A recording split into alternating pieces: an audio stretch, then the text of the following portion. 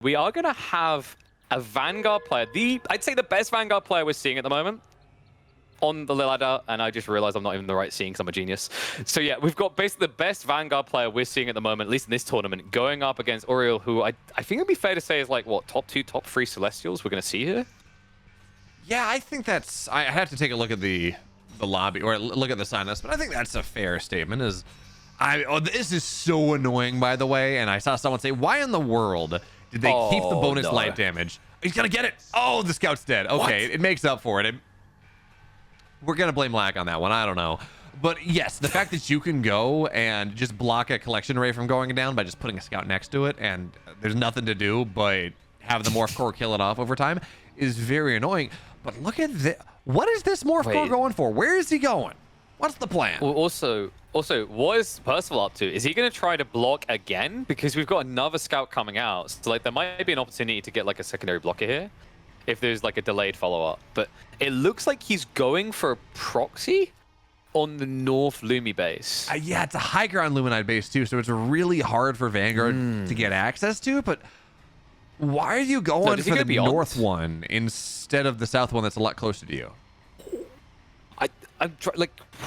So what? You're just going to try to set up probably Starforges on the high ground here, I guess?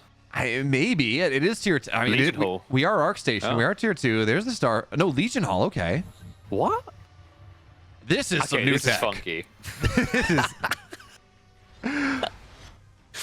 This is unhinged. We've got Seraphim spam coming. So this is pretty sick, right? Like, pretty good at just kind of raiding that backline eco. I don't know if this works that well against one base, though. It's almost like Percival knows it's coming because he did see it move. He went to check for the second base, didn't find it. So his instant reaction was to set up an outpost, get the flat cannon online, and play one base while scaling Exo. Oh, by the way, he sees this. The scout Hal, he sees up on the high ground. He knows that there's the Legion Hall there. And he also, he's got, he talked about the flat cannon, the Exo. This probably doesn't get a lot done. Maybe this is something that we're seeing on ladder. Again, I've never seen it as he had dashes in, but you know, a patch ago, this would have been great because that Seraphim would have only taken about 30 damage instead of the 60 that it did. So there is that. You do have that going for you. I guess you're still good at taking out creep camps, right? So it's not bad. And if you set up a power bank on the forward, you can easily recharge instead of having to go all the way home. But my worry now is like the Exo count. It's scaling pretty fast, right? Like this can get scary. Seraphim aren't really designed to be good on equal resource count against Exo spam, right? Like that should be a fight. The Vanguard just win. And there's my answer straight away. Yeah. So by the way, before this Seraphim dies, can you tell me their weapon? Right, if you go hover over their weapon, what is a La Wota of the Ventaora? I think you're meant to, like, you need to channel the Spanish bros. It's a La Wota of the Ventaora, I think. I think, is it meant to be Mayan? It kind of sounds Mayan. I mean, considering that we know from the short story that there is something, you know what? Hey, look, there are 3 Seraphim here. The Exos are starting to go down. Where did this come from? Does this work? Is this a thing? I think it does. He's got 2 Raxes, but like he's only producing Exos out of 1. Yeah. So I think he's focused a bit too much on the micro. Does hit the healing camp, so maybe this can save him. I think the healing camp might be able to clutch it up. That's going to force a retreat now. He might even be able to snipe the low one here. Final tap comes in, sick move, gets the promo, and I think that might be enough now to stabilize him. Yeah, we saw actually Auriel do something pretty cool there, and I'm going to keep pointing it out where he goes, and there's just some health flowers on the map, and the big change that they made about health flowers that I don't think it was documented, but it's been pretty significant. Where instead of it putting flowers on the ground, you got to go pick it up afterwards and can kind of get sniped. Whoever kills the flower gets the heal. It just gets shunted right to you.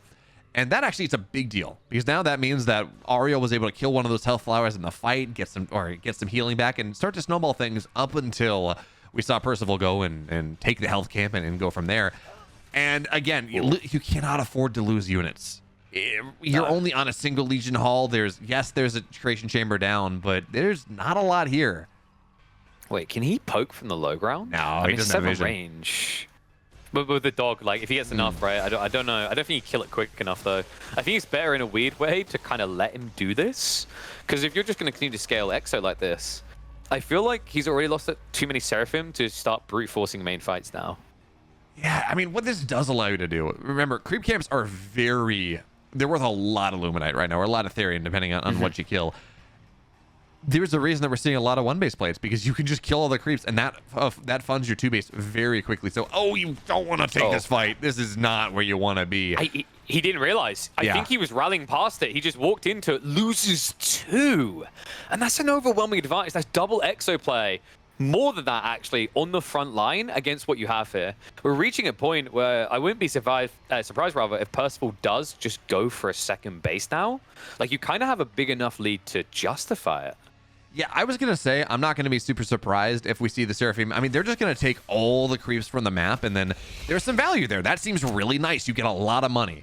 I don't know that it's enough to justify the damage that he's taken, but yeah, maybe make something happen. Now, okay, so Seraphim, I mean, again, they clear creep camps very nicely, but can you take down the Skull Squishers? Is that enough? He's going to try, but... I think this is dangerous with the position that the Percival's in right now. He's naturally going to rotate here pretty quick. And there's also a scout nearby. Oh my god, he's going to see him drifting on by, right? No, it's unless he howls you, it's not going to be in vision range. So, now it's close. He sees him. He gets the info for free. But does that matter? Okay, so I mean, this Skull Squisher is getting squished. This is actually such a problem, because the Skull Squisher, again, getting squished, that's very nice. You get the money from it. But don't you just swing over with the entire army, and now you're attacking into Auriel? Oh no, okay, you got the V5. Okay, that was claimed in time. That wasn't jacked in time. Like, this scout couldn't hang there. This scout, it was way too much firepower, but he has got high ground. You need to keep vision here. I think you have got quick draw, right? So if you get one poke, you can dodge the V5 and then move in range to finish. I just feel like it's maybe a bit too risky right now. Like, Percival is ahead, and there's no rush, but he says, no, I have to go for it. He jumps straight in, does take a hit to the face here, but gets rid of the siege weapon. Will force a retreat, but now we have Cabal, and this is where it gets scary, right? Like, if you get clipped by that slow, you will get swarmed. So, smart choice by Percival. He backs away. After all, he is 2-base versus 1. He is. By the way, the Cabal last test was just this, red box, didn't do anything. This is a gorgeous model here. I don't know what the logic is, because again, it's just a floating sphere of something. We're gonna get the lore eventually. I don't know what it is, but big fan, right? You know what this is? It's pretty. This is what was left after everyone was done with, what's it called? Do you know the block, the rendering type of graphic where everyone was making games like that, like Minecraft? Voxel. Yes. This is the remains of voxel graphic development. It's a black hole that attracts prior, older voxel-based games. Gotcha. Just got all the voxels circling around it. Fair enough. It sucked in all the games that died before. That's why it's so big and powerful. I mean, it's pretty damn effective. We talked about this between one of the games, right? Like 40 seconds with a MAME in a large AoE is absolutely mind-boggling. It's a lot. And now one V5 has gone down. Now there's a second one here. This time the army is a lot more reasonable as well. And hey, Percival's on the map. So this is going to get really... Wait, what? Oh, this is super cool. Look at what he's doing right now. This is the tier 2 spell, right? That allows you to go and instantly respawn. He's got himself 2 V5s for this push. Oh my god, he did?